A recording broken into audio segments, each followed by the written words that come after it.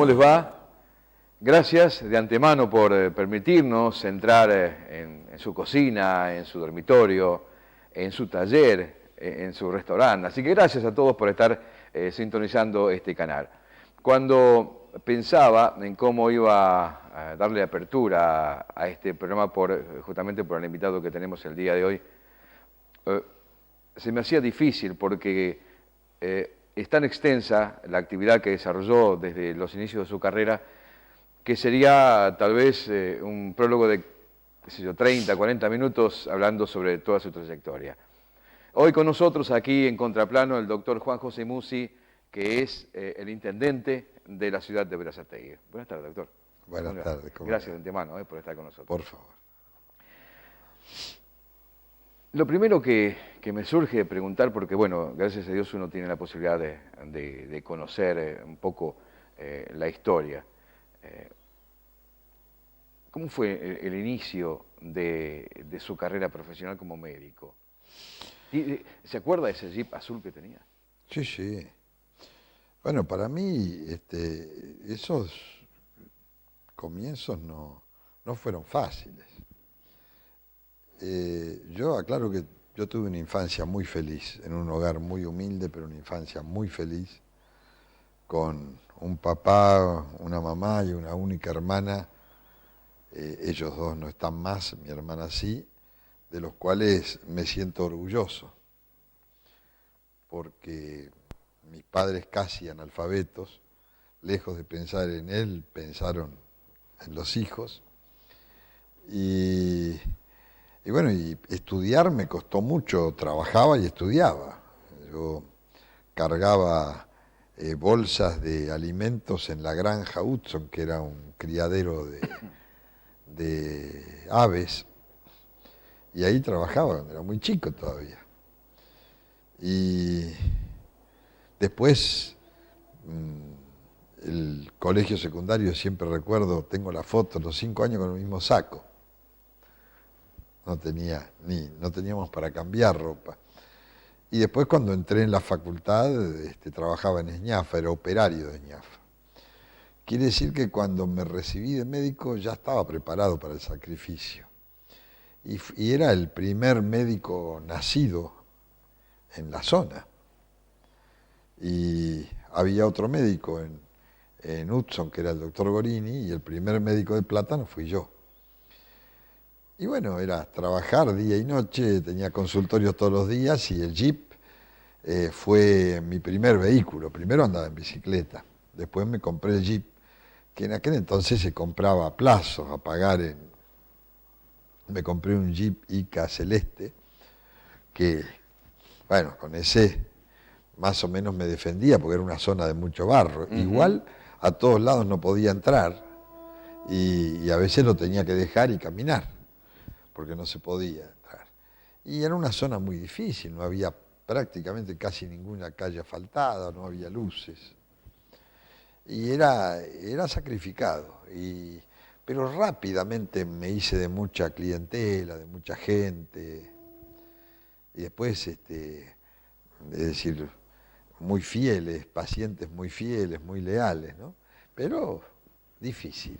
Claro, hoy por hoy muchos médicos que se reciben por allí, digo, algunos, tal vez esperan tener la placa en una zona céntrica, ¿no? y tener pacientes con plata. Algunos tienen esa fortuna. Sí, no, nosotros era muy difícil, no había prácticamente nada. Es decir, para hacer un estudio secundario, un estudio radiológico de laboratorio, el laboratorio había uno en Berazategui, radiológico, había que mandar a Quilmes, no había todavía en aquel entonces. Y era como que el vehículo de uno era muchas veces la ambulancia, porque muchas veces lo sacábamos a los pacientes.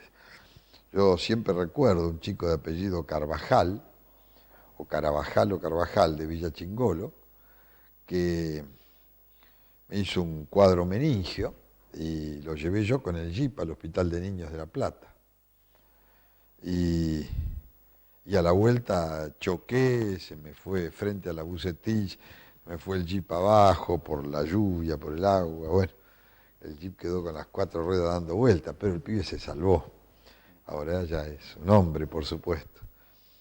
Y de estas cosas, mi primer paciente, yo estaba pintando la pared de afuera de mi casa porque mi consultorio estaba pegado al almacén de mi papá. Y mi primera paciente yo estaba pintando y me traían una chiquita de apellido Lescano, que ella de apellido Recar, casada con Lescano ahora, que me la traían con una convulsión febril, es decir, la chiquita con los ojitos dados vueltas, sacudiendo, y bueno, la hice entrar y mi mamá me ayudaba con una palangana, porque hay que hacerle baños para bajarle la fiebre, y mi mamá me ayudaba, me traía el agua, le íbamos agregando el agua, y yo así también la sacamos de esto, y se acuerda siempre, todavía la veo siempre y se acuerda que para ella le había salvado la vida. No fue tan así, porque no corrió peligro de vida, salió de esa convulsión que asusta, porque largaban espuma por la boca, porque se daban vueltas los ojos. Así que no fue nada fácil aquella etapa, pero una etapa muy linda, porque había muchísima gente que no me podía pagar y no me pagaba la consulta. Pero los fines de año yo no compraba nada. O me llegaba el pollo, o me llegaba la verdura, la fruta, el lechón, esas cosas así. Claro, como típico médico de campo, podríamos decir así. Era así, pero porque ya claro, estaba muy poco poblado aquello. claro. Distinto ahora que gracias a Dios tenemos tantos asfaltos, ¿no? Y ahora, gracias a Dios, tenemos cómo entrar y cómo llegar. Antes era muy difícil. Recorrió cuando fue, entre otras cosas, ¿no? Porque, bueno, tantas actividades que ha tenido, cuando fue ministro de Salud, tuvo oportunidad de recorrer la provincia de Buenos Aires seguramente. Toda. Toda. Y le cuento a nuestra audiencia que días pasados estábamos con Jorge Leal, un licenciado, un colega, y mencionaba allí en la mesa que había visitado un centro de jubilados y que, bueno, allí encontró en ese lugar un regalo que había hecho el doctor Juan José Musi.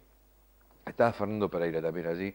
Y bueno, el doctor se acordó en ese momento de los nombres bueno, los presidentes del centro jubilado de ese momento. Bueno, para nosotros fue reconocer que realmente tiene una gran memoria. Sí, sí. Apelamos a esa memoria entonces. Me acuerdo mucho de todas esas cosas. Yo visité más de 1000 centros de jubilados cuando nosotros teníamos el PAMI en la provincia de la provincia de Buenos Aires. En aquel entonces nos tocó gerenciarlo a nosotros cuando yo era ministro de Salud. Y fui a más de 1000 centros de jubilados. Y fui a pueblitos que tenían 94 habitantes, pueblos de 40 habitantes. Nunca había ido un ministro, a veces ni los visitaba el propio intendente.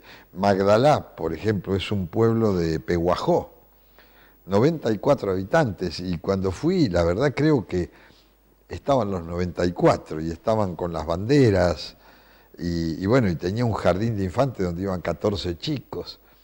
Y esos lugares tuve la suerte de recorrer, pero hay que ver el agradecimiento de la gente. Hay que ver, no saben lo que hacer, hay que ver el agradecimiento de la gente.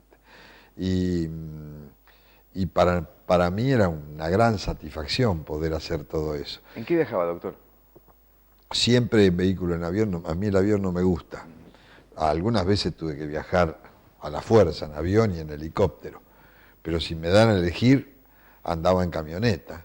Algunas veces la manejaba yo, otras veces no, pero tenía una camioneta azul en aquel entonces, y bueno, y después en una combi, en una Traffic viajábamos, y incluso íbamos prácticamente varios funcionarios todos juntos para no gastar en distintos vehículos, viajábamos juntos, armábamos un equipo y salíamos.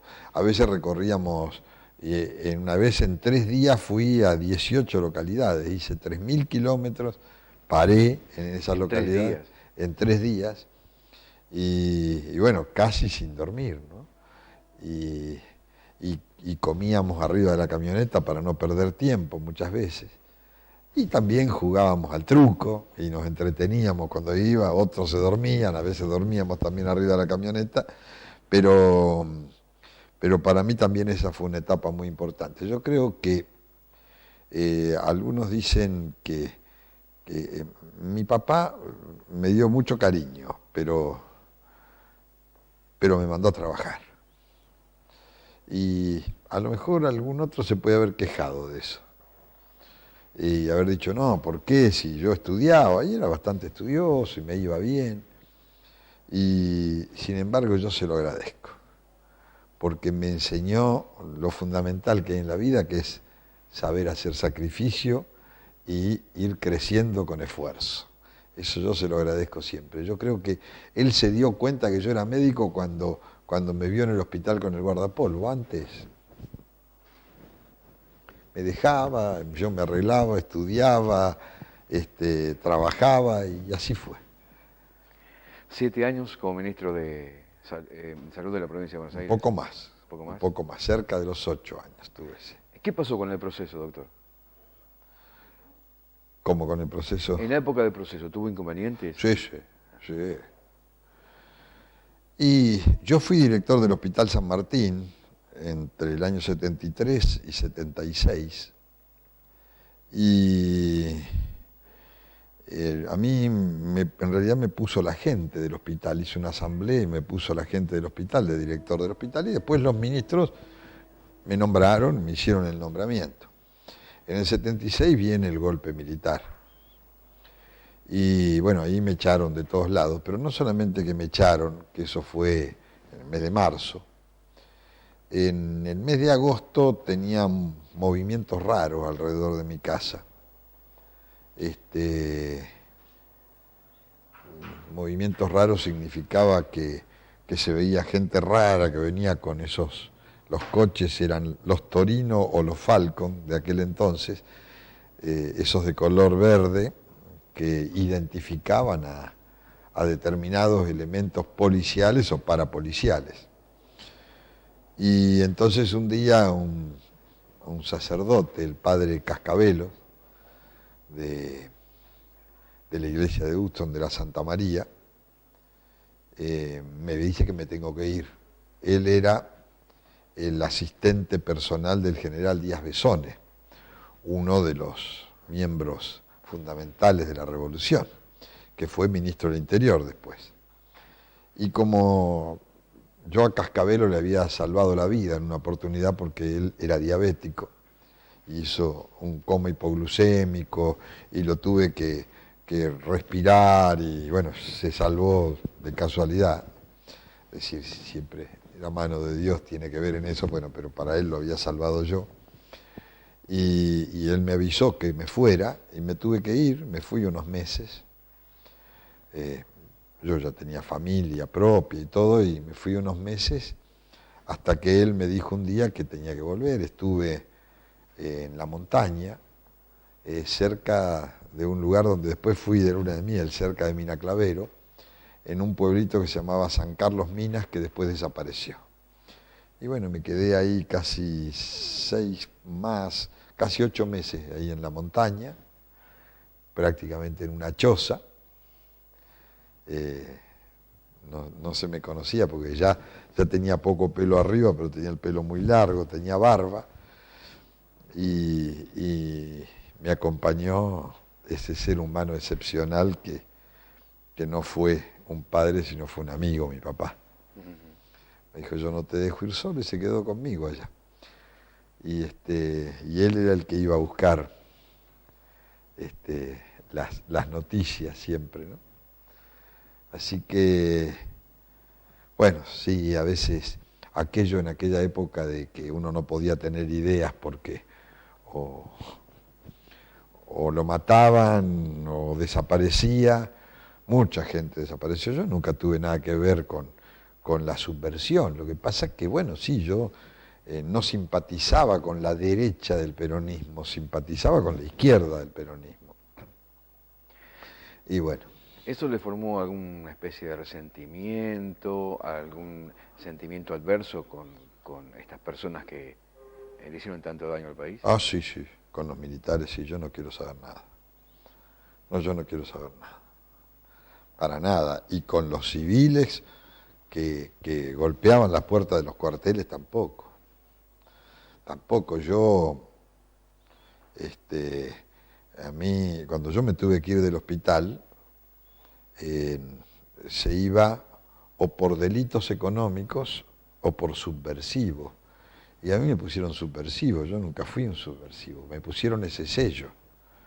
Yo después hice una apelación escrita incluso ante el general Ibérico Saint-Jean, diciéndole que yo jamás había sido subversivo. Yo trabajé en el hospital, trabajé como un médico de honor, después fui médico de planta, era docente de cátedra, y después me dejaron cesante de un plumazo, de un día para el otro me dejaron cesante de todos lados.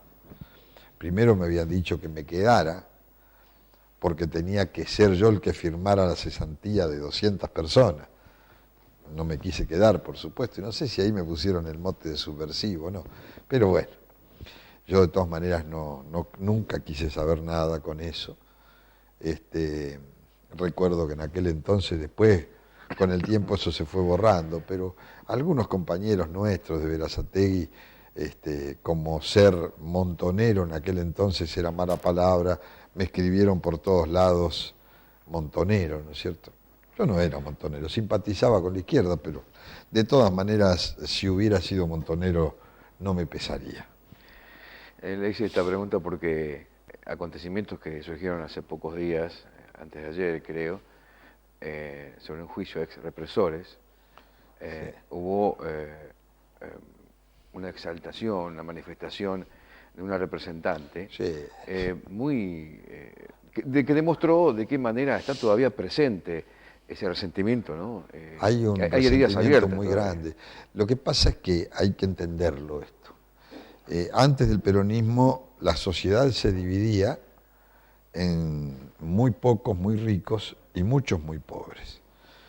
Pero los pobres eran sumisos, eran prácticamente esclavos, en muchos lugares trabajaban por la casa y la comida, y esto se termina cuando llega el peronismo, que bueno, le da dignidad a los que más necesitan, y todo ese sector de los muy, muy ricos, lo que nosotros llamamos la oligarquía, que sigue existiendo, ese sector muy rico nunca le perdonó al peronismo el haber permitido el surgimiento de las clases sociales más bajas.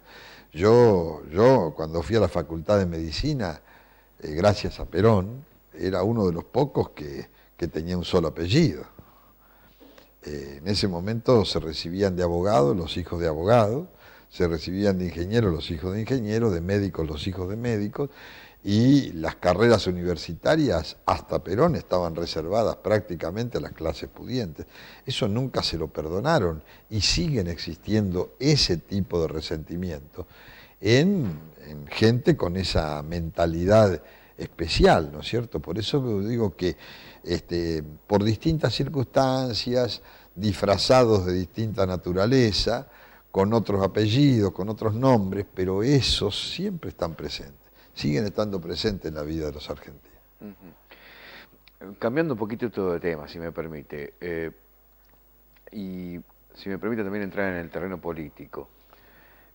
Usted es integrante de la Federación Argentina de Municipios, Sí, integrante del Comcosur. sí. Es como que se está consolidando lentamente, pero sólidamente, esta integración regional. ¿Cómo es su relación con los demás intendentes y relacionada también con el gobierno? Bueno, nuestra relación con los demás intendentes, con algunos es mejor que con otros, porque con algunos coincidimos en muchas más cosas que con otros. Eso pasa porque somos seres humanos y por ahí tenemos con algunos la misma forma de pensar y con otros no tanto. Pero de todas maneras, en el momento de relacionarnos para hacer las cosas, la relación es buena. Y porque todos somos conscientes de que la regionalización es un fenómeno internacional que avanza y que es sumamente positivo. No es lo mismo ser un solitario y no se tiene la misma fuerza que si uno se agrupa con todos aquellos que tienen las mismas problemáticas, porque los integrantes del Concosur somos todos la misma problemática. Y con el gobierno la relación es muy buena. Nosotros tenemos que reconocer algo. El gobierno del doctor Néstor Kirchner fue el que más importancia le dio al municipalismo. Yo no recuerdo, siendo intendente, que ningún otro presidente nos haya recibido tantas veces, que hayamos podido hablar tantas veces con él, que hayamos podido plantear los problemas directamente al presidente. Algunos por ahí decían, bueno, pero no se respetaba a la provincia. No, no era cierto, porque si el gobernador nos convocaba, también íbamos. Es decir, en todo caso íbamos a quienes nos convocaba más, pero nosotros nunca rehuimos a una reunión con el gobernador.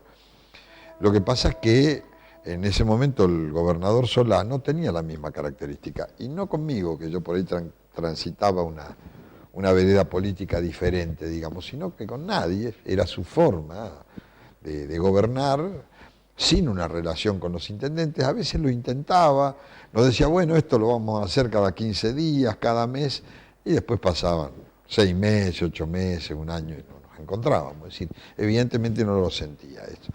Tenemos una relación distinta ahora con el actual gobernador de la provincia de Buenos Aires, que es una persona que escucha mucho, que él, bueno, prácticamente se vio obligado a ser gobernador así de un día para el otro, porque estaba preparado para otra cosa, pero que al escuchar, al preguntar y hacerlo con humildad, de a poquito va entrando en esta provincia que es un monstruo, ¿no es cierto? Y con el gobierno nacional muy buena relación, la tuvimos antes con el doctor Kirchner y la seguimos teniendo ahora. ¿Ha tenido alguna propuesta como para acceder a algún cargo a nivel nacional? No, se dice mucho, se habla mucho, todos los días me preguntan, me llama gente, me dicen, me dijeron que vas a hacer esto, me dijeron que vas a hacer lo otro, a mí nadie me dijo nada, honestamente, pero le digo con absoluta franqueza, me pondrían en un compromiso si me lo dijeran, porque no está en mi ánimo irme de Berazategui,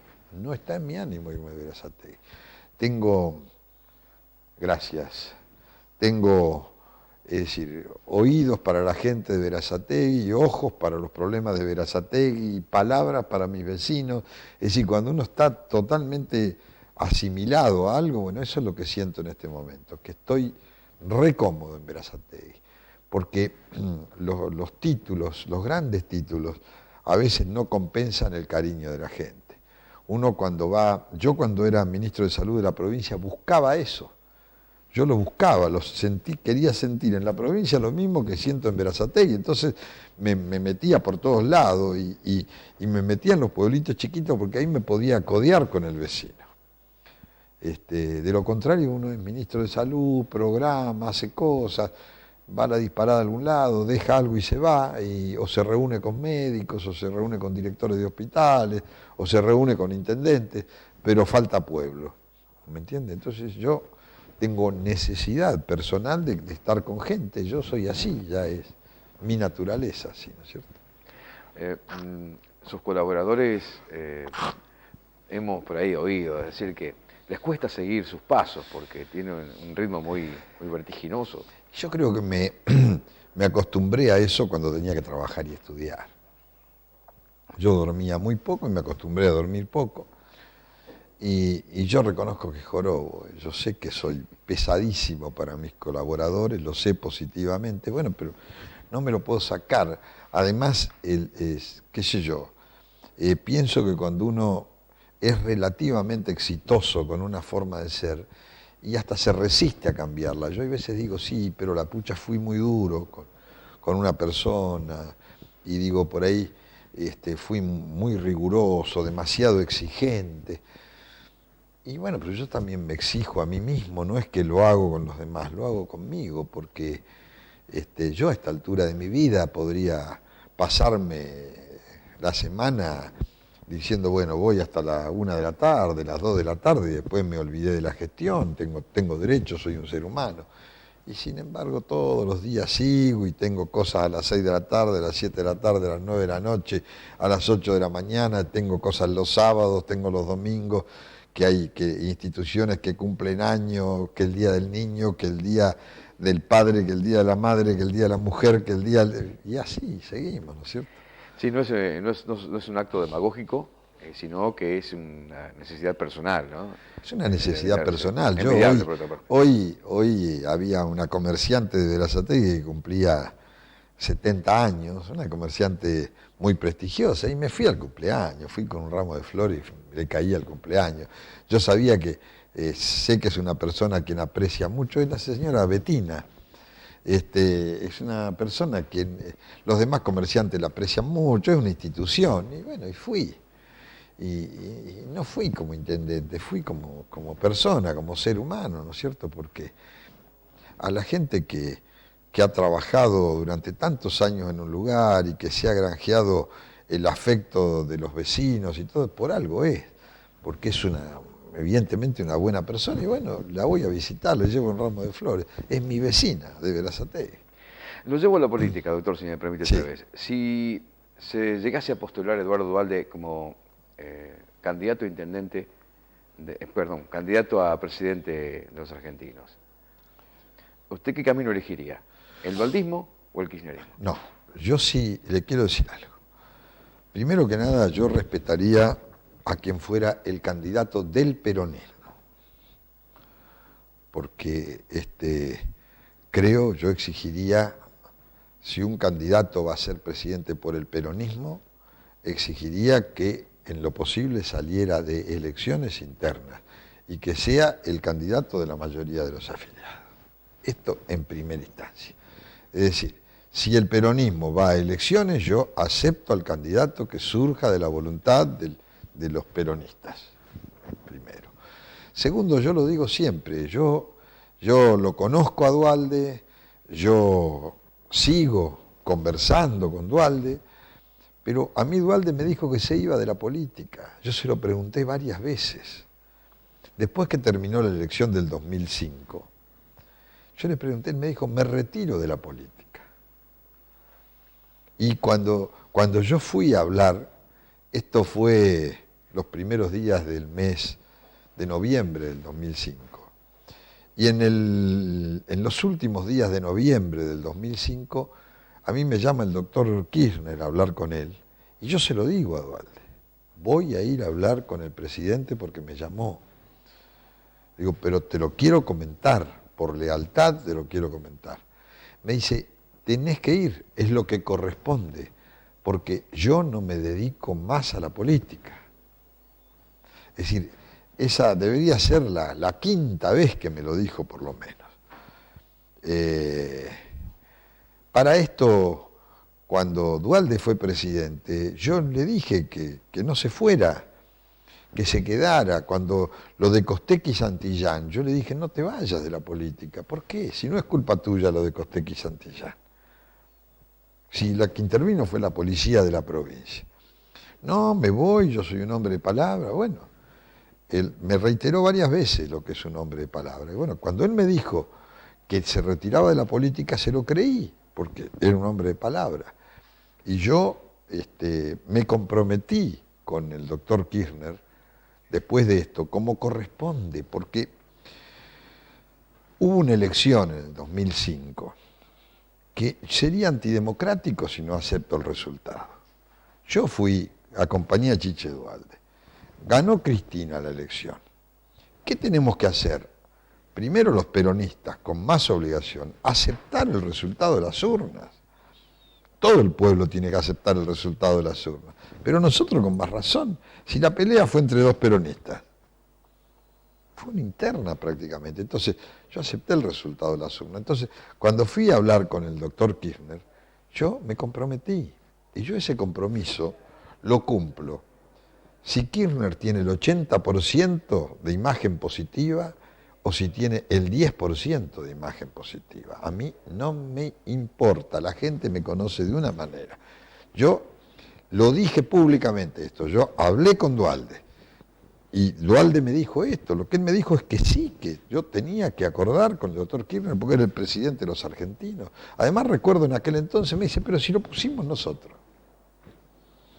Extraordinariamente, Kirchner fue presidente con el voto del conurbano bonaerense. Así que yo no me metería en ninguna aventura rara, sinceramente. Menos todavía aliándome con algunos personajes con los que no me aliaría nunca, ¿no? Yo no sería aliado nunca de algunos personajes y si en algún momento Duhalde fuera candidato y fuera en alianza con algunos personajes que están a lo mejor al lado de él, a mí que no me cuenten para nada, ¿no es cierto? No me cuenta desde ya si va contra Kirchner. No me cuenta.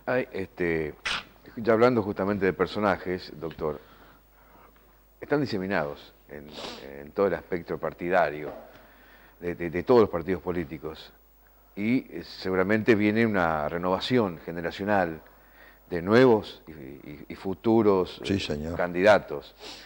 ¿Y aquí en Berazategui cómo se ve eso? ¿Qué se está gestando en las nuevas generaciones políticas? ¿Cuál es el panorama que hay? Mire, yo pienso que debemos tener toda la misma visión. Yo no sé dentro de mi partido quién se puede perfilar. Honestamente, no sé quién se puede perfilar.